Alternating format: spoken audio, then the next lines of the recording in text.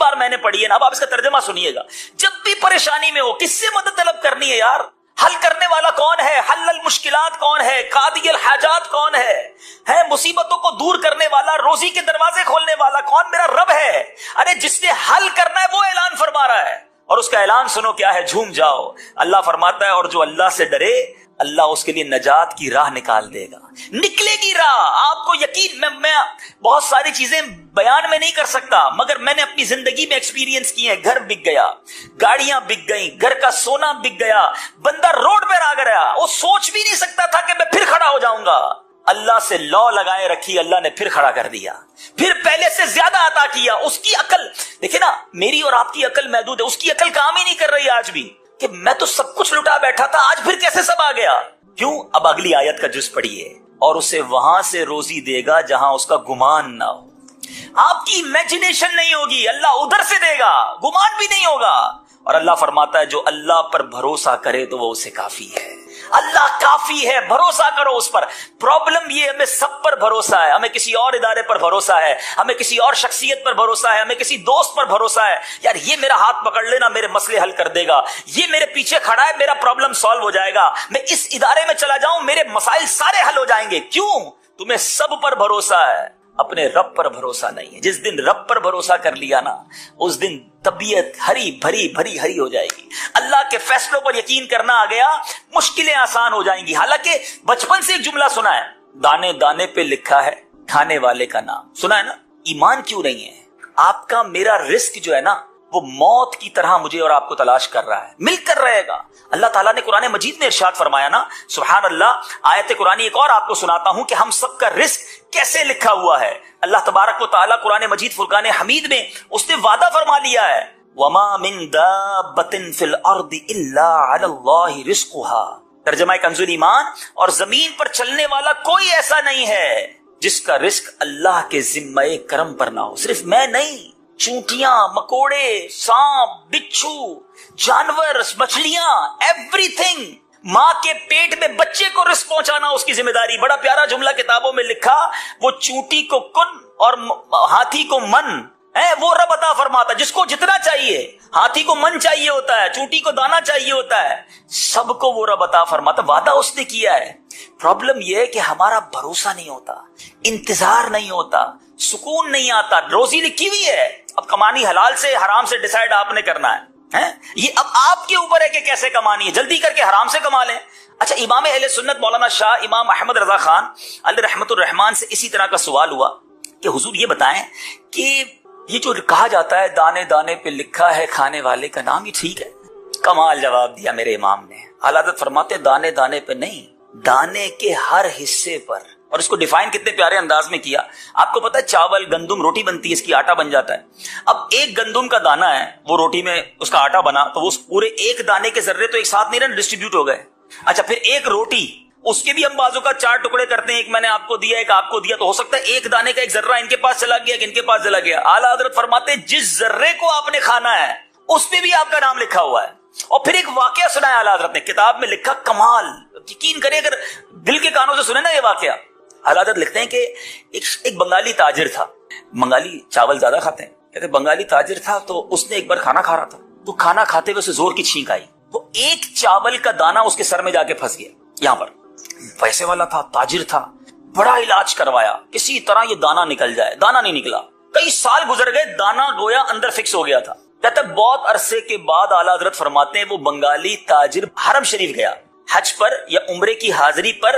وہ بنگالی تاجر مکہ پاک پہنچا, جیسے ہی کعبے کا دیدار کیا, زور کی چھینک آئی. وہ دانا جو کئی سالوں سے یہاں پھنسا تھا وہ حرم کے فرش پر گرا. جیسے ہی گرا, ایک کبوتر آیا, اٹھا کر وہ دانا لے کر چلا گیا. اعلیٰ حضرت نے فرمایا اس کبوتر کا رزق لکھا تھا, یہ دانا سنبھال کے گھومتا رہا, جس کا رزق تھا اس کو پہنچایا گیا. اب جب دانے پر بھی میرا نام لکھا ہے تو کدھر سے میں پھر حرام کماؤں؟ کیوں کماؤں؟ کیوں شارٹ کٹ اختیار کروں؟ مجھے مل کر رہنا ہے. بس صرف یقین ہونا چاہیے. میں نے آپ کو قرآن کی آیت سنائی نا, یہ یاد کر لو. اللہ ایسی جگہ سے روزی دے گا جہاں سے تمہارا گمان بھی نہ ہوگا. اب ایک اور حدیث پاک سنیے, نبی پاک علیہ الصلوۃ والسلام فرماتے ہیں اگر تم اللہ پر بھروسہ کرو جیسے اس پر بھروسہ کرنے کا حق ہے. اللہ, یہ جملہ کتنا پیارا ہے. ڈیفینیشن, بھروسہ تو ہم سب کو ہے, ہم کہتے ہیں نہیں بھی اللہ پر بڑا بھروسہ ہے. حق کیا ہے, یقین کتنا ہے, بلیف کتنا ہے. بس یہ یاد رکھو, نبی پاک فرماتے اگر تم اللہ پر بھروسہ کرو جیسا بھروسہ کرنے کا حق ہے تو وہ تمہیں اس طرح رزق عطا فرمائے گا جیسے پرندے کو عطا فرماتا ہے. وہ صبح کے وقت خالی پیٹ نکلتا ہے اور شام کو سیر ہو کر لوٹتا ہے. یعنی پرندوں کو تو کبھی بھی ہم نے نہیں دیکھا کہ گھونسلوں میں کوئی کبٹ بنی ہوئی ہو. کبھی دیکھا اپنے بکرے کو کھانا کھلایا ہو اور کھانا اس نے دوپہر کا کھانے کے بعد ٹوکری کھینچ لی ہو کہ بھائی رات کے لیے سنبھالوں گا, ہے بھائی رات کو کیا ملے گا, چارہ نہیں آیا تو یہ اس کو نہیں ہوتی فکر کہ دوپہر کو جو ملا باقی جس نے دوپہر کو کھلایا وہی رات کو کھلائے گا.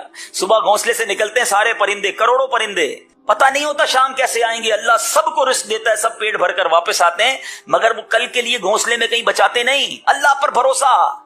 خدارا ہمارے اندر, ہم تو اشرف المخلوقات ہیں, اتنی کمزور کیوں ہو جاتے ہیں؟ پرندے جانور ان سے تو زیادہ اسٹرانگ ہونا چاہیے نا ہم کو. ان کو رب پر بھروسہ ہے, مجھے کیوں نہیں ہے کہ وہ اللہ دے گا مجھے, وہی میری مشکل سے نکالے گا.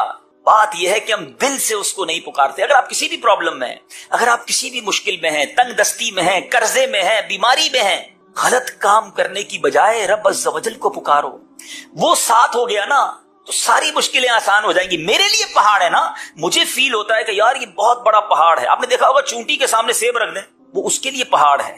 میرے سامنے بہت بڑا پہاڑ ہے, مگر جو خالق کے کائنات ہے اس کے لیے تو 18,000 کائنات ہے نا. 18,000 کہا جاتا ہے جہان ہے اس دنیا میں, تو زمین تو ایک حصہ ہوا, اس کی کائنات کا تو کوئی کنارہ ہی نہیں.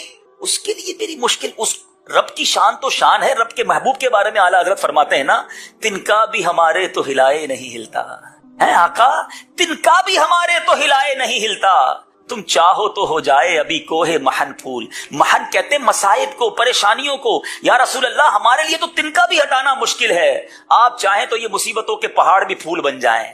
آپ کرم فرما دیں تو پھول جیسے معاملات ہو جائیں گے. تو پکارے نا ان کو جن کے لیے کوہ محن بھی پھول ہے.